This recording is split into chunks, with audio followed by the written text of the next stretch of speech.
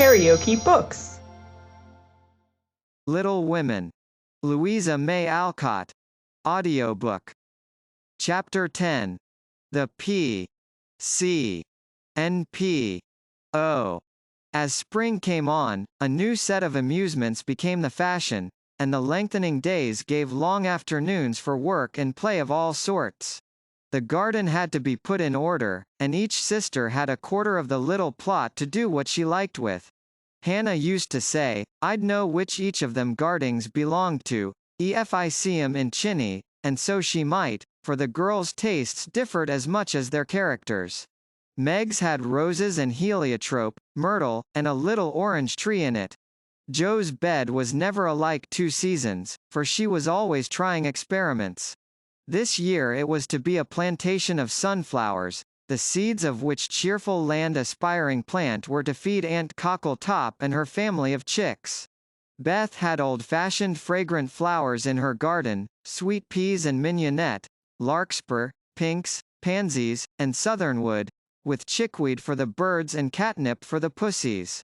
Amy had a bower in hers, rather small and earwiggy, but very pretty to look at, with honeysuckle and morning glories hanging their colored horns and bells in graceful wreaths all over it, tall white lilies, delicate ferns, and as many brilliant, picturesque plants as would consent to blossom there. Gardening, walks, rows on the river, and flower hunts employed the fine days, and for rainy ones, they had house diversions, some old, some new, all more or less original. One of these was the P.C., for as secret societies were the fashion, it was thought proper to have one, and as all of the girls admired Dickens, they called themselves the Pickwick Club. With a few interruptions, they had kept this up for a year, and met every Saturday evening in the big garret, on which occasions the ceremonies were as follows.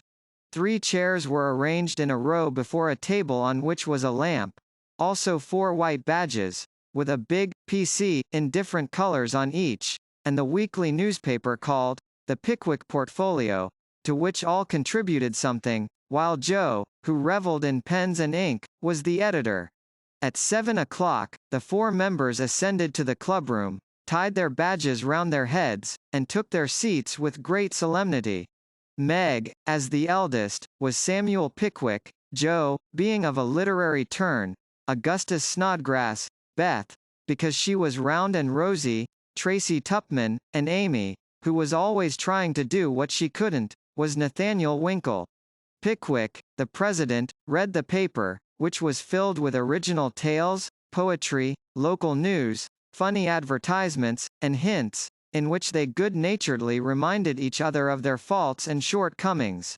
On one occasion, Mr. Pickwick put on a pair of spectacles without any glass, rapped upon the table, hemmed, and having stared hard at Mr. Snodgrass, who was tilting back in his chair, till he arranged himself properly, began to read. The Pickwick Portfolio. May 20th 18. Poets' Corner. Anniversary Ode. Again we meet to celebrate, with badge and solemn rite, our 52nd anniversary. In Pickwick Hall, tonight. We all are here in perfect health. None gone from our small band. Again we see each well-known face, and press each friendly hand. Our Pickwick, always at his post. With reverence we greet. As, spectacles on nose, he reads our well-filled weekly sheet. Although he suffers from a cold, we joy to hear him speak, for words of wisdom from him fall, in spite of croak or squeak. Old 6-foot Snodgrass looms on high, with elephantine grace, and beams upon the company, with brown and jovial face. Poetic fire lights up his eye.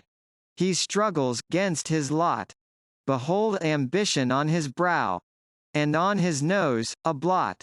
Next our peaceful Tupman comes, so rosy, plump, and sweet, who chokes with laughter at the puns, and tumbles off his seat.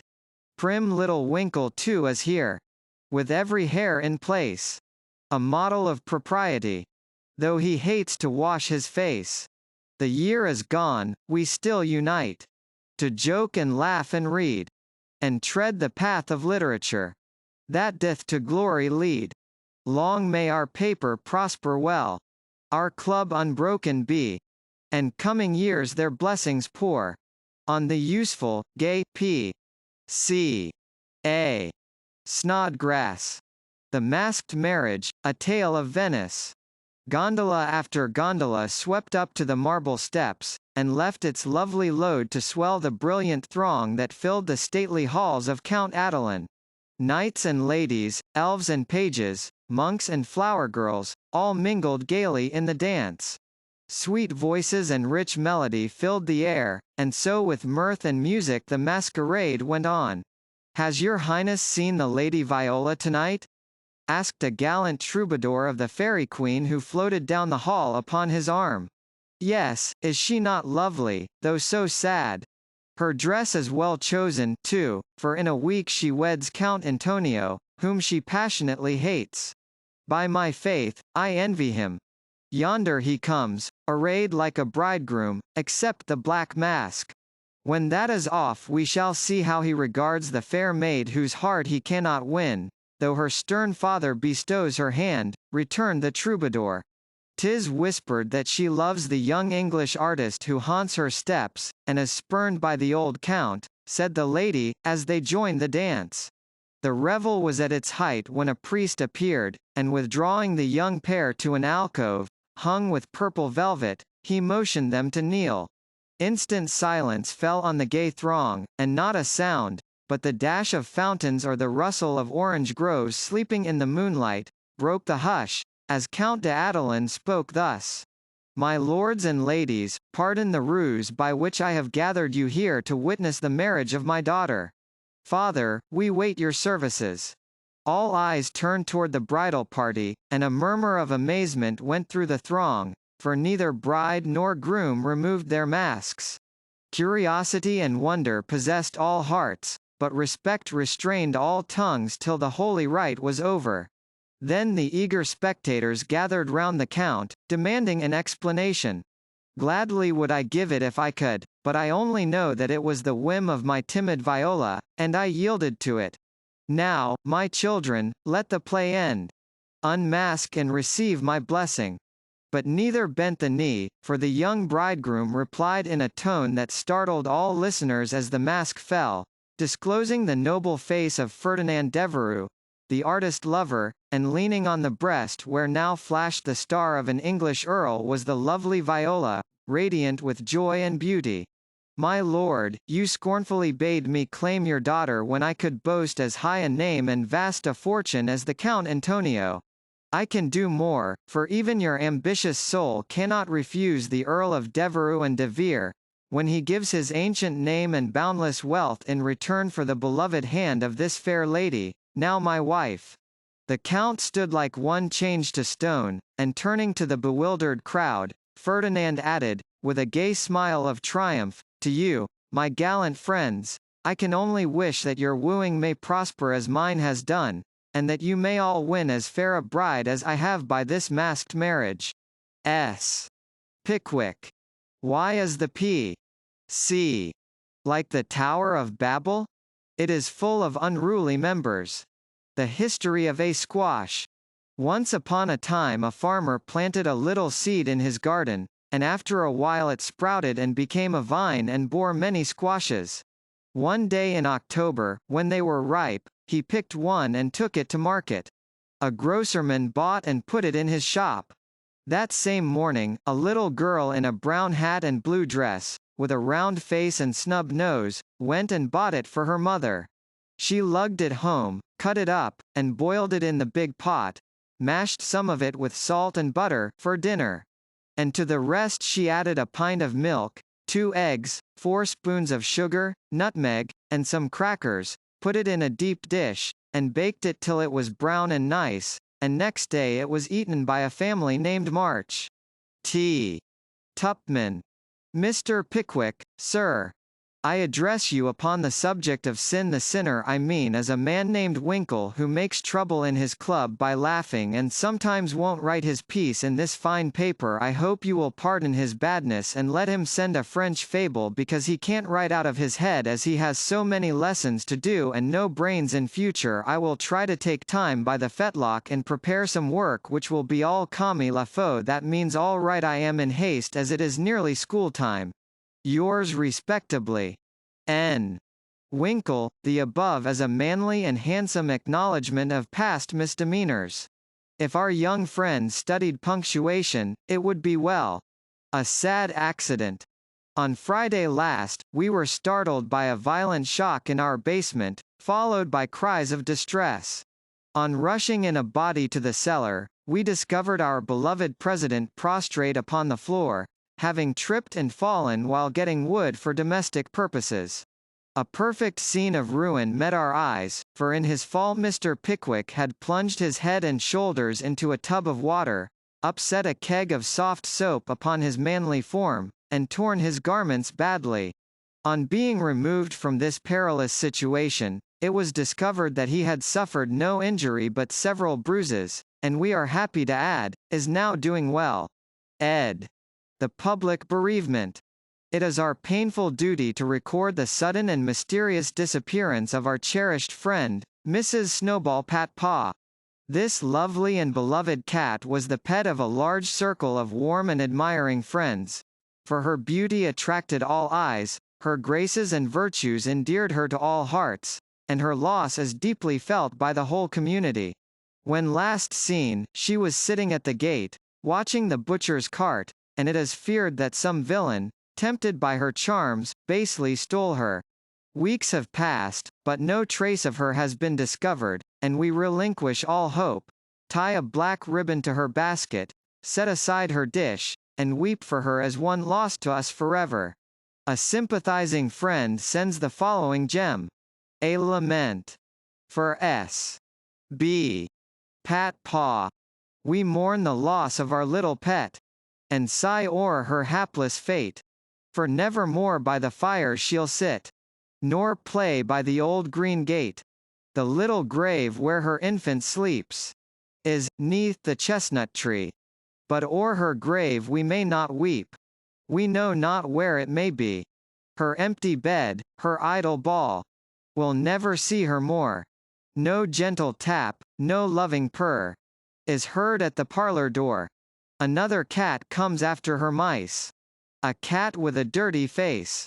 But she does not hunt as our darling did, nor play with her airy grace. Her stealthy paws tread the very hall where Snowball used to play. But she only spits at the dogs our pet so gallantly drove away. She is useful and mild, and does her best. But she is not fair to see, and we cannot give her your place, dear, nor worship her as we worship thee. A. S. Advertisements. Miss Oranthy Bluggage, the accomplished strong-minded lecturer, will deliver her famous lecture on Woman and Her Position at Pickwick Hall next Saturday evening, after the usual performances. A weekly meeting will be held at Kitchen Place to teach young ladies how to cook. Hannah Brown will preside, and all are invited to attend. The Dustpan Society will meet on Wednesday next, and parade in the upper story of the clubhouse. All members to appear in uniform and shoulder their brooms at 9 precisely. Mrs. Beth Bouncer will open her new assortment of dolls' millinery next week. The latest Paris fashions have arrived, and orders are respectfully solicited. A new play will appear at the Barnville Theatre, in the course of a few weeks, which will surpass anything ever seen on the American stage. The Greek Slave, or Constantine the Avenger, is the name of this thrilling drama. Hints. If SP didn't use so much soap on his hands, he wouldn't always be late at breakfast. AS is requested not to whistle in the street. T. Please don't forget Amy's napkin. NW must not fret because his dress has not 9 tucks. Weekly report. Meg, good. Joe, bad. Beth, very good. Amy, middling.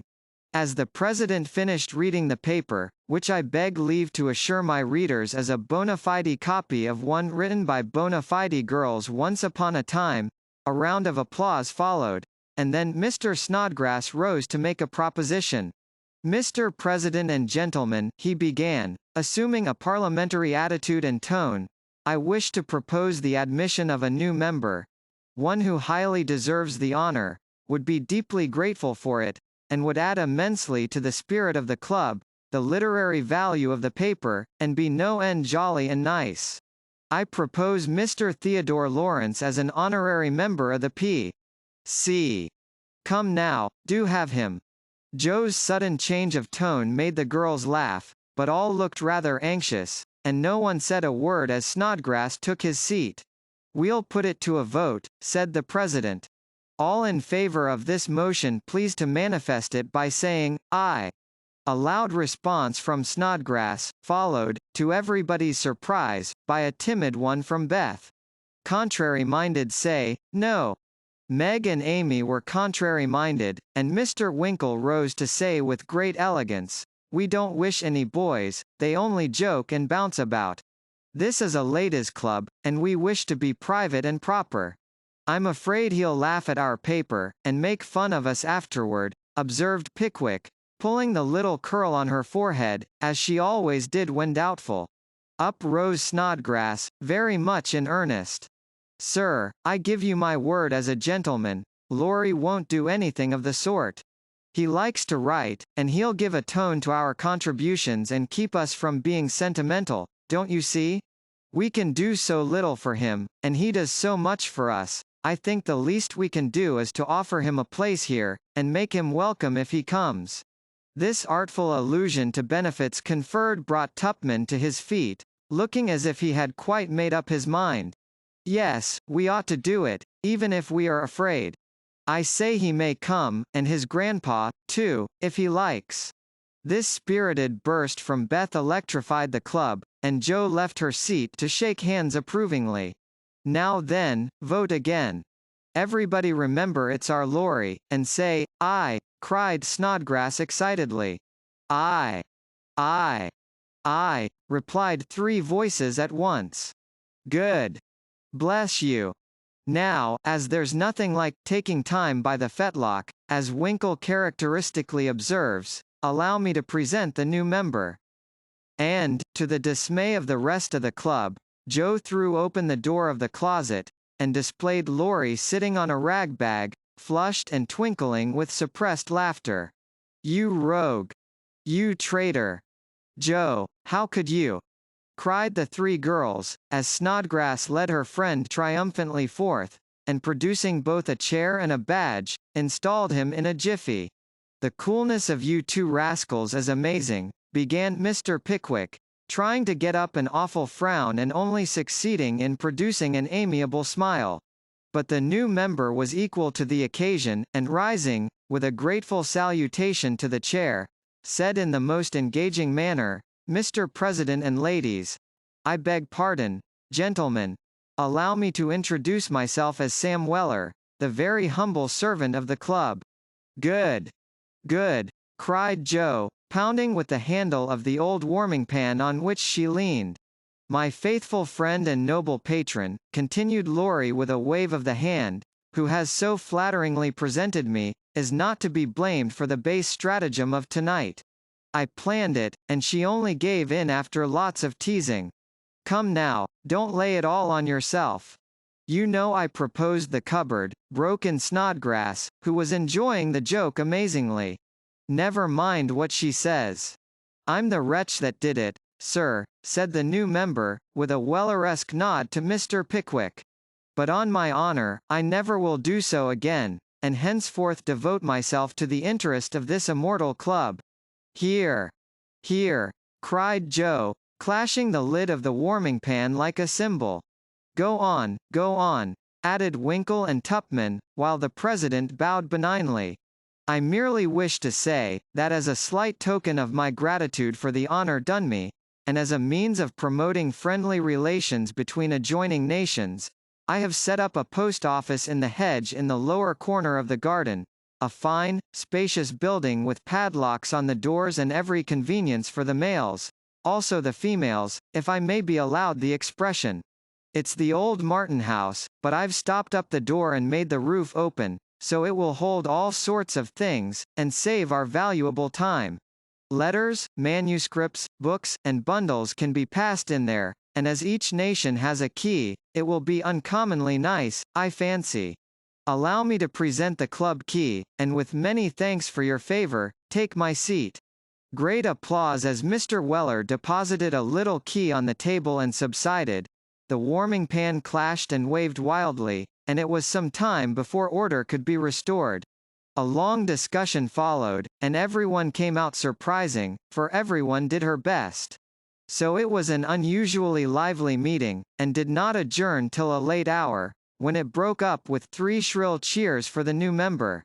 No one ever regretted the admittance of Sam Weller, for a more devoted, well-behaved, and jovial member no club could have. He certainly did add spirit to the meetings, and a tone to the paper, for his orations convulsed his hearers and his contributions were excellent, being patriotic, classical, comical, or dramatic, but never sentimental. Jo regarded them as worthy of Bacon, Milton, or Shakespeare, and remodeled her own works with good effect, she thought. The P.O. was a capital little institution, and flourished wonderfully, for nearly as many queer things passed through it as through the real post office. Tragedies and cravats, poetry and pickles, garden seeds and long letters, music and gingerbread, rubbers, invitations, scoldings, and puppies. The old gentleman liked the fun, and amused himself by sending odd bundles, mysterious messages, and funny telegrams, and his gardener, who was smitten with Hannah's charms, actually sent a love letter to Jo's care. How they laughed when the secret came out, never dreaming how many love letters that little post office would hold in the years to come. KaraokeBooks.